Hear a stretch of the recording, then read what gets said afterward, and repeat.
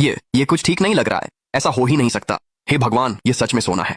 इस नाव की पूरी भीतरी कील सोने की बनी है। यह असली है, मैं सपना नहीं देख रहा हूं। मैं सच में अमीर हूं। जब तक घाट पर कोई नहीं है, मुझे इसे तोड़कर छुपाना होगा। ठीक है, मुझे इसका वजन निकालने दो। रुको, इस 12 मीटर लंबी नाव में 2 टन से ज्यादा ठोस सोने के हिस्से हैं। 2 टन मतलब 20 लाख ग्राम। अगर 1 ग्राम की कीमत 1000 भी माने तो यह सोना 1 अरब से भी ज्यादा का है। ये सब असली है। हे भगवान, मैं अमीर हूं। मुझे इसे काटकर छुपाना होगा। इस बारे में किसी और को कभी पता नहीं चलना चाहिए। यह तहखाना सालों से इस्तेमाल नहीं हुआ है। अगर मैं सोना यहाँ छुपा दूं तो कोई नहीं ढूंढ पाएगा। मैं एक टुकड़ा बेचकर नकद ले लूंगा और एक लग्जरी यॉट खरीदूंगा। मैं बस यही कहूंगा कि मैंने उस टूटी नाव को ठीक कर लिया। बॉस, जरा देखिए और दाम बताइए। वाह, ये तो बहुत बढ़िया माल है। बहुत ही शुद्ध है। ये कहाँ से मिला तुम्हें? मेरे उस्ताद ने मुझे दिया था। क्या आप कोई अनुमान बता सकते हैं? 4 लाख। 4 लाख बहुत कम है। मैं किसी और से पूछ लूंगा। रुको रुको रुको, ये दाम कम नहीं है। ये तो किसी पुराने एंटीक सामान से निकला लगता है। भाई, ये धंधा बड़ा पेचीदा है। अगर स्रोत साफ नहीं है तो मुझे भी जोखिम उठाना पड़ता है। अरे जल्दी मत करो छोटे भाई, व्यापार तो मोल भाव का ही नाम है। तो फिर अपनी कीमत बताओ। ये एक बिना दावे की खोई हुई चीज है। पूरी तरह खरीदी गई है। नाव कानूनी और सही तरीके से मेरी है। इस शुद्धता को तो रिफाइनिंग की भी जरूरत नहीं है। इसे सीधे गहनों में बदला जा सकता है। आखिरी दाम 5 लाख।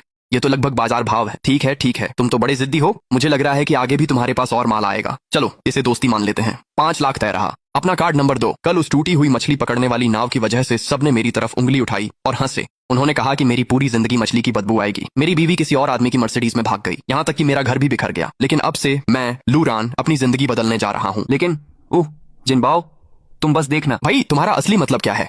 मैं ऑर्डर दे रहा हूँ। क्या तुम मेरे साथ मजाक कर रहे हो? हम यहाँ अमीर लोगों के लिए लग्जरी यॉट बनाते हैं। ऐसी टूटी फूटी मछली पकड़ने वाली नावें हम नहीं बनाते। नहीं, मेरे लिए एक नई बनाओ। मेरी पुरानी टूटी नाव जैसी ही बनाओ।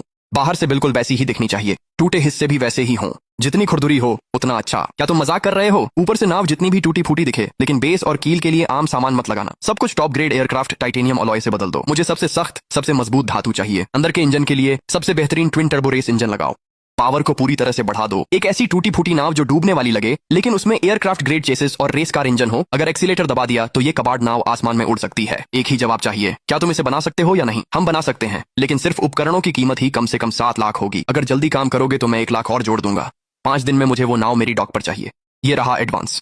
बाकी का पैसा तब मिलेगा जब नाव पानी में उतरेगी। 5 दिन बाद समुद्र के किनारे वाले डॉक से एक इंजन की दहाड़ सुनाई दी, जैसे कोई जानवर गरज रहा हो। वो आवाज इतनी तेज नहीं थी, लेकिन किसी जानकार के लिए वो आवाज डरावनी थी।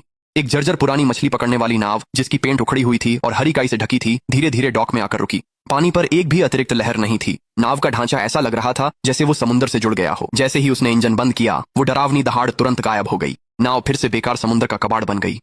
अरे ये देखो, उसने सच में उस कबाड़ के टुकड़े को फिर से तैरता हुआ बना दिया। मास्टर लू, बुरा नहीं है। वो सड़े हुए तख्ते भी थोड़ी गोंद लगाकर अब भी तैर रहे हैं। तुमने बहुत सारी सुपर ग्लू लगाई होगी।